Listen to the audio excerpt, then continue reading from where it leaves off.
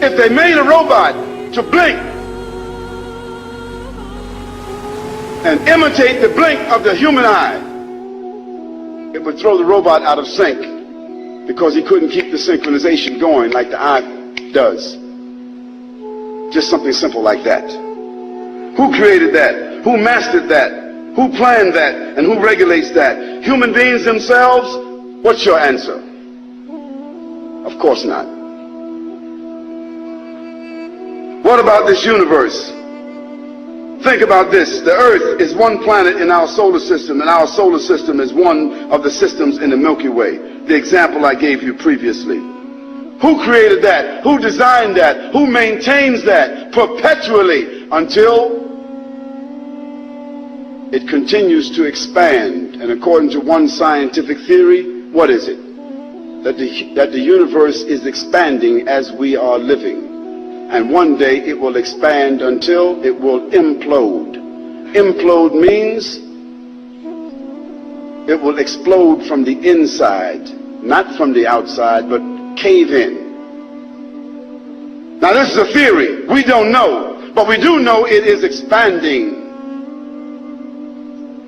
Yet, for all intents and purposes, it's not affecting the organization that we see. Who designed that? Who controls that? Is it man himself? Of course not. Man just stumbled on the theory yesterday. Certainly there's a creator. And that creator deserves to be acknowledged. And that creator deserves to be obeyed. Because that creator has the only one has the right to legislate and to adjudicate and to be for humans who have the highest intellect to conform to. And definitely that creator has no associates, and that creator has no comparisons. Did all of this synchronization, balance, harmony, variation, design, maintenance, operation, and infinite numeration, did this happen by chance, by random? And also, do these things function perpetually and perfectly, also by chance? And do they keep on reproducing themselves and maintaining themselves also by chance? What do you think? Of course not. That will be totally illogical and foolish. And we're not illogical, and we're not foolish. But maybe we just didn't think about that. At least it would indicate that however it came to be, it is totally outside of the realm of human capability, and we would all agree to that. We should all be in consensus to that all of this is outside of the realm of human capability. The being, the almighty power, God, the creator of the universe, the source of energy, the source of power, the source of existence. Call him, call it, call the creator what you will, but the principle is the same. It is beyond the capability of human beings themselves. We are subject, we are subordinate, we are not the principle ourselves. The creator of existence has the knowledge to design, to proportion, has created all of this and is responsible for maintaining all of this. That creator is the only one that is deserving of praise and gratitude. If I gave each one of you 100 pounds or $100 for no reason, if before you left here I said, everyone here, just for coming,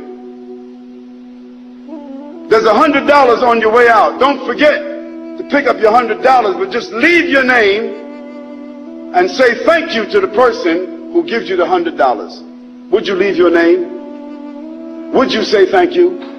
Of course you would. No one, you would stand in a queue to leave.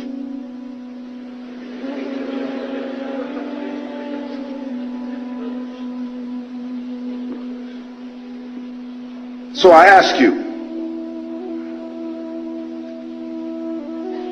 what about your eyes?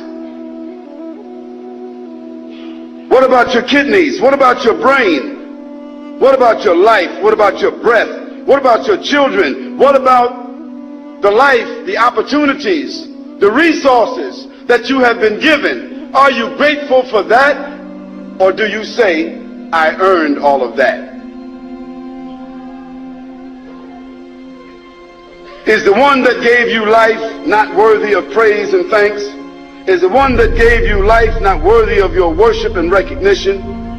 My sisters and my brothers and my guests, that in a nutshell is the purpose and the goal of this life. One, to recognize and acknowledge the Creator.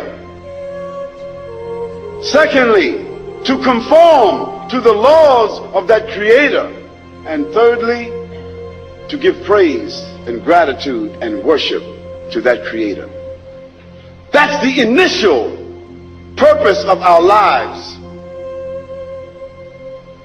Just as the initial responsibility of a child as they're growing up is to respect their parents. But before they can respect their parents, don't they need to know them?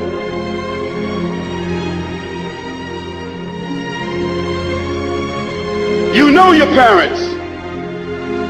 Therefore you respect your parents, because you know that you wouldn't be here if they were not your parents.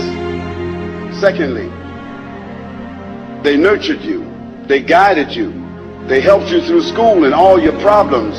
And even if you don't fully respect them or listen to them, you have to be psychologically dependent upon them and grateful to them, obligated and indebted to them. So what about the Creator, who made your parents and their parents and their parents and their parents and their parents and their parents and the whole world, this whole cosmos that we are experiencing? Is that Creator not worthy of your recognition? Is that Creator not worthy of your respect? Is that Creator not worthy of your praise? Is that Creator not worthy of your worship?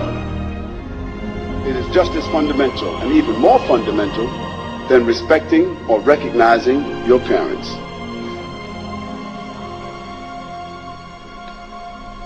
That's the initial, primary, foundation, purpose of our lives. To come to recognize, appreciate Almighty God, the Creator, by scientific means, by dialectical means, through mathematical means, through worship, through reflection, any way you are able to come to the grips and come to grips with the fact that you yourself are not your own benefactor, but that you are benefiting from something which was given that you didn't even ask for. I don't think that anyone who considers themselves clever or scientific or analytical would have much argument with this purpose. They may have their own set of rationales, their own justifications, their own ideas, their own theories, but it all boils down to the same thing. Because with all their ideas and all their theories, they seem to be headed in the same place. Because I don't see anybody that has escaped death. But the reality of life is that every day you wake up, you are closer to death. And that's what you need to think about. You're not closer to your objective. You're not closer to what you've been working for all your lives. You are closer to death, because that is the ultimate place that all of us are heading. From the womb to the tomb. That's it.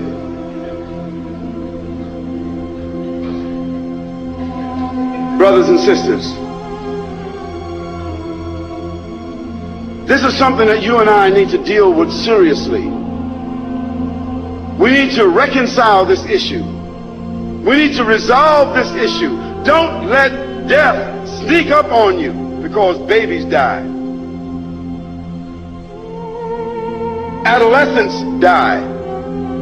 Young, vibrant, intelligent, beautiful, well-endowed individuals die. Arrogant people die. even executioners die.